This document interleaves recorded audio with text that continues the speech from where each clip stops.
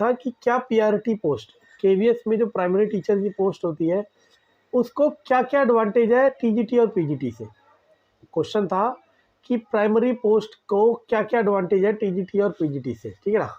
वैसे इसमें तो कोई डाउट नहीं, और आपको ये तो पता ही है कि सैलरी वाइज तो टीजीटी की ज़्यादा होगी और उससे ज़्यादा पीजीटी की, उससे ज़्यादा वाइस प्रिंसिपल, उससे ज़्यादा प्रिंसिपल, उससे ज़्यादा बिजनेसमैन। सैलरी वाइज नहीं कह रहा, जो बाकी बेनिफिट्स है वो बताता हूँ और जो कहीं पता नहीं चलेंगे, ठीक है ना, वो आपको पता चलेंगे आपको सर्विस करने के दौरान। सैलरी वाला नहीं कह रहा, ठीक है ना, सैलरी वाला नहीं कह रहा, क्योंकि salary wise no doubt TGT की हायर होगी और उससे हायर पीजीटी की होगी, ठीक है। तो अब मैं क्या कहना चाह रहा हूँ सुनना।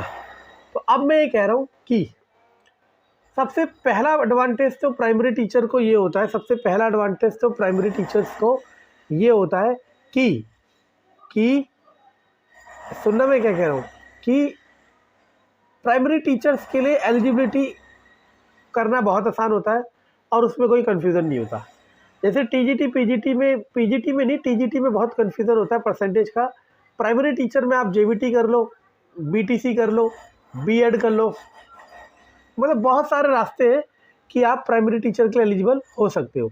और आपको ये पता है कि जो इंसान टीजीटी के लिए एलिजिबल है वो प्राइमरी के लिए भी एलिजिबल होगा, जो पीजीटी के लिए एलिजिबल है वो प्राइमरी के लिए भी एलिजिबल होगा, ठीक है ना। बस आपको सीटेट क्वालिफाई करना है, ठीक है। सबसे पहला एडवांटेज तो यही है कि प्राइमरी टीचर के लिए आप एलिजिबल हो ही जाओगे। बस आपको एक टीचिंग कोर्स करना है, वो चाहे जेबीटी हो, बीएड हो, बीटीसी हो और डीएलएड हो, कुछ भी हो सकता है, ठीक है, वो आप पे डिपेंड करता है, ठीक है ना। सेकेंड एडवांटेज जो मैं बताना चाह रहा हूँ वो बहुत अच्छा है कि प्राइमरी में आपको बच्चों को पढ़ाना है, प्राइमरी टीचर में आपको बच्चों को पढ़ाना है। देखो पहली बात तो ये नो डाउट कि सारे बच्चे एक समान है, 12वीं तक के क्या कॉलेज तक के आप टीचर हो तो आपके लिए सारे बच्चे बराबर है। लेकिन जब आप छोटे बच्चों को पढ़ाते हो ना तो वो एक इस तरीके से होता है कि एक जैसे एक मासूम फूल को ट्रीट करना, कि आप उसका आधार, आप उसका फाउंडेशन क्रिएट कर रहे हो, आप जैसा उसे सिखाओगे या आप जैसा उसे मोटिवेट करोगे, आप जैसा उसे इंस्पायर करोगे वो फ्यूचर में वैसा ही बनेगा, ठीक है ना। मैक्सिमम ऑफ द केस में यही होता है, ठीक है। और अगला एडवांटेज जो मैं बता रहा हूँ वो बहुत टेक्निकल है। एडवांटेज ये है, जैसे मान लो आपको पता है केवीएस में कई स्कूल सिंगल शिफ्ट के होते हैं, कई स्कूल डबल शिफ्ट के होते हैं, कई स्कूल सिंगल सेक्शन के होते हैं, कई स्कूल मल्टीपल सेक्शन के होते हैं। सिंगल डबल शिफ्ट आपको पता है, सिंगल सेक्शन का मतलब क्लास 1 में, क्लास पहली में, फर्स्ट क्लास में एक ही सेक्शन होगा, सेकंड में भी एक ही, थर्ड में भी एक ही।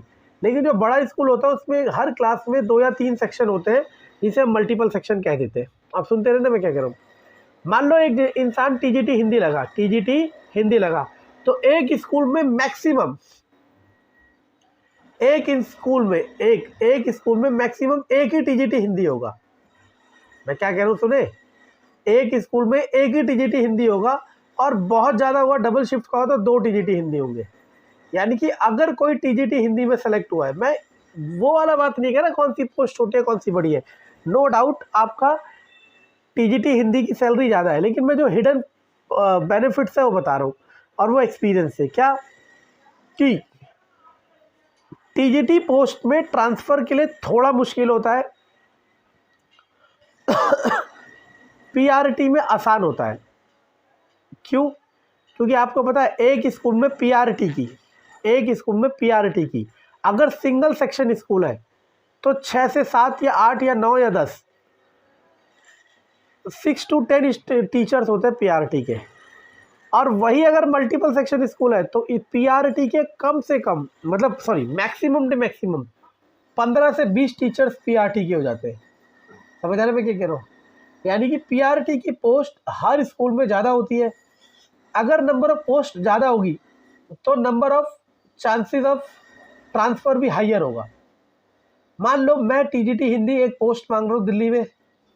अब दिल्ली में मानो 20 स्कूल है, कितने स्कूल है 20 स्कूल, तो टीजीटी हिंदी के मैक्सिमम कितने टीचर्स होंगे 20 टीचर होंगे, और ज़्यादा कर लो तो 30 टीचर होंगे, और ज़्यादा कर लो 40 टीचर होंगे, ठीक है ना। तो मुझे 40 सीट के लिए फाइट करना है।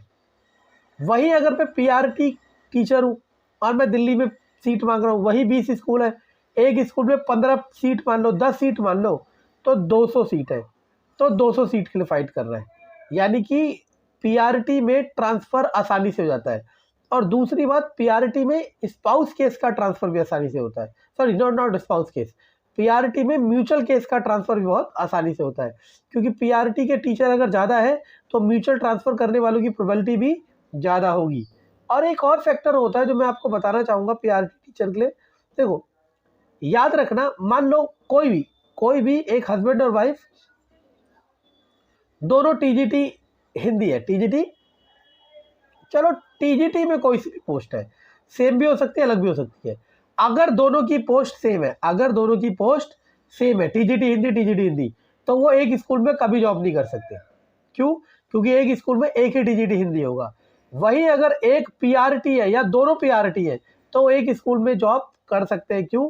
क्योंकि पीआरटी की मल्टीपल पोस्ट होती है। ये बड़ा एडवांटेज है, ठीक है ना। आपको यकीन नहीं होगा कि टीजीटी और पीआरटी में, मतलब पीजीटी, टीजीटी और पीआरटी में, पीआरटी की सैलरी कम है नो डाउट, लेकिन पीआरटी में ट्रांसफर का मतलब ट्रांसफर होने के चांसेस बहुत ज़्यादा होते हैं। इसी तरीके से वैकेंसी जब आती है तो पीआरटी की पोस्ट ज़्यादा होती है और बाकियों की पोस्ट कम होती है। और आपको यकीन मानना ही होगा, और जिसको पता है उसे पता होगा कि केवीएस में जो बच्चा टीजीटी का भर रहा है वो पीआरटी का भी पेपर भरता है, जो पीजीटी का भर रहा है वो भी पीआरटी का भी भरता है। बस कंडीशन एक ही है, सीटेट क्वालिफाई होना चाहिए और टीचिंग कोर्स होना चाहिए। तो जो पीजीटी के लिए एलिजिबल है या टीजीटी के लिए एलिजिबल है वो उसके नीचे वाली पोस्ट पीआरटी टीजीटी दोनों के लिए फॉर्म भरता है। क्यों? क्योंकि उसे भी पता है कि बैकअप में लेके चलो पीआरटी को, ठीक है ना। तो इससे ये भी पता चलता है कि कंपटीशन आसान नहीं है, टफ है, आसान नहीं है, टफ है। अब मैं, अगर ये मेरा इंस्टीट्यूट होता और मैं कहता टफ है और मेरे वहाँ से पढ़ लो और सिलेक्शन पाओगे, तब आप समझ सकते थे कि ये अपने लिए खेल रहा है, ठीक है ना। तो मैं सिर्फ और सिर्फ आपको बता रहा हूँ कि क्या बेनिफिट्स है, ठीक है ना। ओके, और पीआरटी में मैंने आपको बता दिया कि सबसे बड़ा बेनिफिट ये होता है कि ट्रांसफ़र के टाइम या फिर वैकेंसी के समय यहाँ पे बहुत चांसेस होते हैं कि पीआरटी वालों का होगा ही होगा। क्यों? क्योंकि नंबर ऑफ़ सीट्स क्या होती है, ज़्यादा होती है।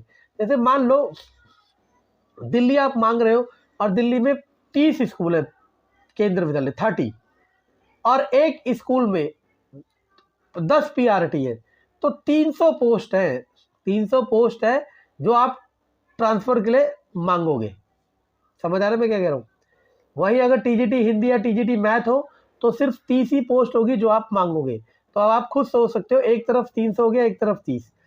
अब इसको कई लोग ऐसे भी कह सकते हैं कि चाहिए तो हमें एक ही पोस्ट, नो डाउट हमें एक ही पोस्ट चाहिए, लेकिन चांसेस ऑफ सिलेक्शन हायर हो जाता है जब आपके पास टोटल नंबर ऑफ सीट्स ज़्यादा होगी। समझ आ रहा है मैं क्या कह रहा हूँ? तो ये तो था एडवांटेज ऑफ पीआरटी।